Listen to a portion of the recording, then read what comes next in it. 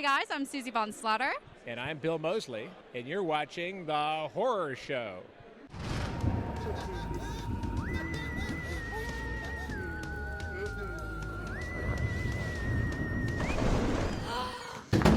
Hey everyone, welcome to The Horror Show. I'm Cecil Laird. I'm Marcia Fuego. I'm Fuego here. Here to finally do our review of a Patreon requested, well, the poll one, back in July of 2018 for this movie. Sorry.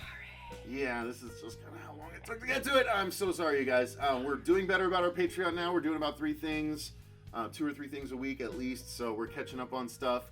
But guys, we are going to be reviewing Scream, finally, after all these years. Directed and written by Wes Craven. Yes. And starring a bevy of people that have gone on to do a number of things. Courtney Cox, Neve Campbell, Jamie Kennedy, former Matthew WCW Lillard, champion David Steve Arquette, Ulrich, David Arquette, Rose McGowan. Rose McGowan. Former wife of none other than name. Marilyn Manson.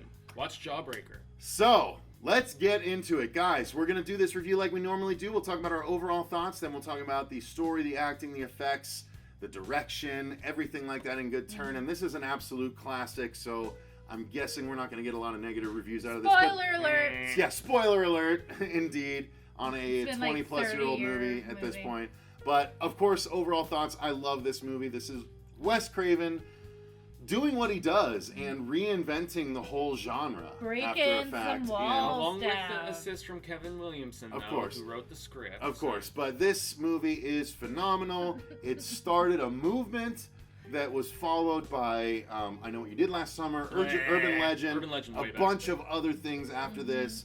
All like, followed the meta slasher format. Everything after that is Scream. So the Final Girls, TV series, You Might Be the Killer, anything that's meta owes what it owes to Scream. Agreed. Yeah. So I love the movie. Marcia? Supernatural is another one. Yeah, for sure. Yeah. Your thoughts? Oh, I love this movie. I still remember sneaking into the movie because we bought tickets, but we weren't quite 18 and we had no adults.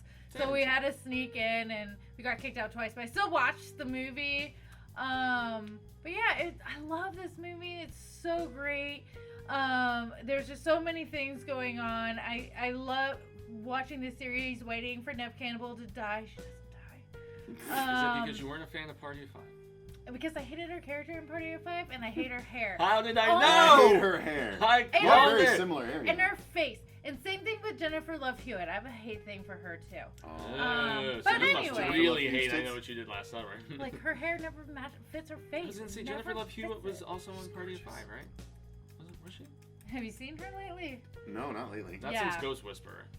She was gorgeous in that still. Yeah, she was. And Jamie Kennedy in But that. no, this That's movie, your 7 Degrees of Bacon or whatever. Like Cecil was saying, like this movie did break open a lot of doors for a lot of people and a lot of great films. And the franchise itself, I don't feel like any of the movies were a great miss. There was some like teetering, but I think I enjoyed every single installment of this series, and even the TV series that came, which had nothing to do with the actual movies.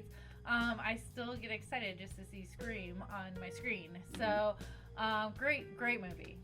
Yeah, awesome movie. One that I also tried to sneak in, but in my case, unsuccessfully, and I tried to sneak into Scream 2 unsuccessfully, which, if we're going to get any dislikes on this video, I will say that by a very, very slim margin, I prefer Scream 2. You're not the only one. A lot of people very, very slim margin, because the whole sequelitis and stuff. It was, I just love all the meta commentary about sequels, personally. I think that's awesome. But Jamie Kennedy being the character who, despite Neve Campbell being the center of it and everything, I related the most as a young horror nerd to the Jamie Kennedy character. I wanted to work at a video store. I wanted to be a part of assessing that culture and find myself in that situation. So I latched onto his character. I loved all the commentary and just how it just punched tropes right in the face and yet embodied them at the same time. But you didn't like the first one because I loved the first one. I loved the first one. More of that than the second one was of that. Well, he had more chances to do it, but I mean the scene in the second. Well, we're not here to talk about the second one. I love them both. I love them both, but I slightly prefer the second one. I don't believe that. So the story is about Neve Campbell and her friends in high school who are stalked and attacked by a slasher that is obsessed with horror movies. Yeah. And they're obsessed with classic horror movies, and every person they kill calls up and asks a series of questions ahead of time.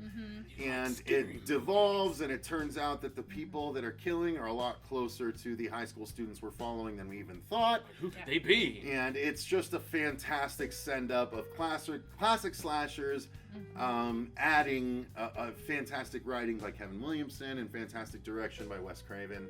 Just an unbelievable movie, and the story, while simple, was super effective. It was super effective. It had you going back and forth between like a traditional whodunit, and then at the end it like blew my mind. Like, of course, spoiler, there's 2 killers. Like, crazy. Like, why didn't I think about that? It's like so simple, and like, but you're like, oh man, who is it? Is it the creepy boyfriend? Is it the? And I never thought it was Skeet Ulrich. Or wait, that was the creepy boyfriend. No, the other guy. The other guy was Matthew Lillard. The funny friend. Funny friend. Yeah, inner never circle, thought it was gonna be him. Buddies with Jamie Kennedy's character, Randy, and everything, and Yeah, but then your thoughts like, on the story? he's such a Mad Hatter. Thoughts on the story? Like I said, I love the commentary about the genre so very much. I love the self-awareness. I felt like some of the setups were obviously not as exciting, but they were deliberately tropey, you know, which is the one thing. The dialogue is snappy and spot on, and that's once again where, despite those familiar setups, that's what I think makes this movie is it was very much of the 90s Kevin Smith Tarantino variety, where the dialogue is so sharp and spot on and just intelligent and interesting, which was the antithesis of what you got in your average Friday the 13th or Halloween or whatever, where you have these stock lines of stupidity spewing from these characters. So that was what made this so damn good, in my opinion, was the dialogue especially. Really, really awesome.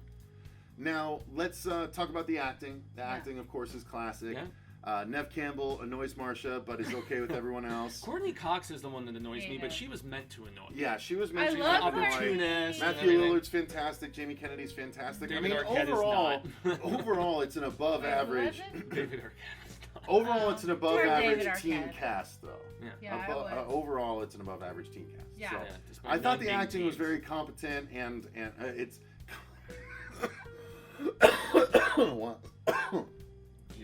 To break it. It goes from competent to really good as far as acting goes. So, I don't know. Dude, even... Sorry. Go ahead. I was going to say, for the type of movie it is, because it is a high school teen movie played by adults. Not starring any teens. Right? But it, like Cecil was saying, they did a fantastic job, and I feel like they pulled it off. Where like, the whole time I wasn't going, oh man, Neve Campbell's like 30 years old, she's playing a teenager. You know, like, I thought they did a really good job, and especially for that time. I mean, go ahead. Yeah, since we haven't mentioned her yet, everybody knows she dies at the beginning. I felt like the effectiveness of the Drew Barrymore kill and the way she sold it, and that acting in the opening, because the Scream franchise is noteworthy for having a very high-profile star get killed at the beginning of the movie. It's something that they always do. But the first movie, you didn't know that was what was going to happen. Like, you go into it. You thought she was going to be the main character. You totally did. You thought she was going to be the main character. You go in and you're like, oh man, this is so exciting. Oh no, she went up the stairs. Before trailers spoiled everything. What? Oh, before trailer. Yeah, but it was a great surprise, and it was a great way to just jumpstart the movie and get into it. And even the backstory with Cotton, like, it was intriguing, and they were able to like carry it out through the series. Even roll through the third movie, even, right? Yeah, because that's where that character and meets his demise. Spoilers. Sorry. Spoiler. It's been 20 years. It's a very long movie. It's been over 20 years for the original. Now let's talk about the effects. Because there's a lot of good gore in this, especially the quick flash. Yeah, well, mostly, I think it is all practical. I think it's bookended by the best gore, though. Yeah, the beginning and the end, of course. But it's all effective for what it is. The thing is, Scream movies get very stabby after a while, which is why the mock-up movie is called Stab. Yeah. But yeah, the first movie is really good with all of this, and I think the gore was effectively used when it needed to be used. Right. Wes was never one to overdo it with the gore, and I think that holds true with this one. But it also goes hand in hand with the cinematography that we had because of Wes Craven. I mean, he knew how to build tension with a scene. He knew how to thrill you with a scene. He knew how to maintain tension even though your killer's tripping and bumbling over a butt ton of stuff. Right. You know what I mean? Like, the delay and the from the news van to the couch, and they're like, look behind you, and they're like, oh, there's a delay, and then all, when it clicks, and they're like, oh, turn around, Jamie Lee, turn around, Jamie Lee. Yeah, that's crazy. So yeah, I mean, what do you guys think about the gore and the cinematography? Oh yeah, I think they did a great job. I mean, it was, like you said, it was just enough gore. I love that it was all practical, and it really made it more like in the realm it should have been. Like, I think if you went too much more, it would take you out of it. But if you didn't do enough, then it wouldn't be worth your time watching this movie. And it is a really fine line to be able. I do know people who don't like comedy with their horror. They feel like it takes it away from the horror. But you let it breathe. I mean. But some people don't like it. I think they did a really good job balancing the thrill with the relief, because it gets really intense, especially in parts where you have, like, with the garage door, she's getting, that was the scene I was gonna piggyback on, because that's a scene with no gore, but yet it's the one where I felt like the tension was built so well despite the absurdity of what ends up going down. You're just like, what the hell is she doing? Well, she's seeing the only option she has, and she's like, what the F can I try to do? Even if I break a shoulder, whatever, have to Gerald's game it, break my whatever, it's just to escape from this guy. I mean, I love that scene. I felt like, as far as set design, cinematography, the way it was filmed, it's done brilliantly. And the way they preempt it too, you kind of get the vibe what she's gonna have to do. You're like, oh boy. Yeah. Good luck, bitch. Yeah. Like, the only time a girl wishes she got small boobs, Which Rose McGowan does not. They have that scene in the trailer where big boobed whatever's and not wearing a bra. Anyway. So, it's a nice scene. Yeah, I mean, this movie's fantastic, you guys. There's not a whole lot more to say about it other than, what's been said a million times. The score's not particularly memorable for me. I wouldn't say so either. If I had to talk about it, I would need to re-listen to it in order to identify any particular themes. I think it fit the movie and the theming, because they really tried to give it that, like, slasher horror trope theme, so a lot of the times when you go through it, you're hearing that kind of laid out for you.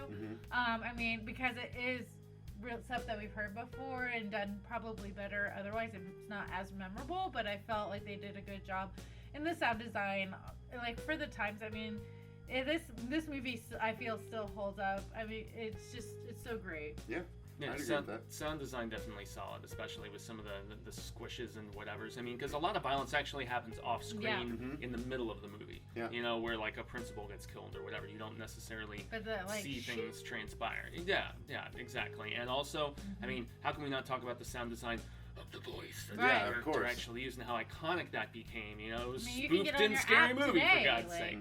This was a movie iconic enough when it first came out to just incur its own spoof movie. So I think that says a lot about its pop culture relevance. Absolutely. Not only just it's one, it how many scary movies have been or something like that. So. I love those stupid movies, even if they segued away eventually and went after other. The first one's good, but the rest are horrible. I love spoof movies. Anyway, guys, that's going to do it. I think that's going to cover our thoughts on the very first Scream movie. We will get to the other ones eventually. Definitely want to do that drinking game commentary one. That would be good. I really want to do that. This movie deserves, we came up with a drinking game for the during the second Great Horror Debate live. So if you want to check out that episode, you'll know what the drinking game is. But maybe with two being we could do it live. With so many other callbacks to the first one. We could do it for 2 instead of 1, but we'll see what happens. But for now, we'll call it there. Thank you guys very much for watching. Thank you to our patrons for selecting this back in July. We greatly appreciate you guys, taking part in the Patreon. If you guys are not part of the Patreon yet and you want to join up, the link is in the description box down below. You can actually choose a movie for us to review, do a commentary for, anything along those lines. Tell us what to do. If you can't support us directly or monetarily like that, you can always support the channel just by liking this video or subscribing to the channel and ringing that bell, exactly, so you get all the notifications for future episodes. Until next time, I've been Cecil Laird. I'm Ruxpin. Jaime Fuego. And remember, stay scared.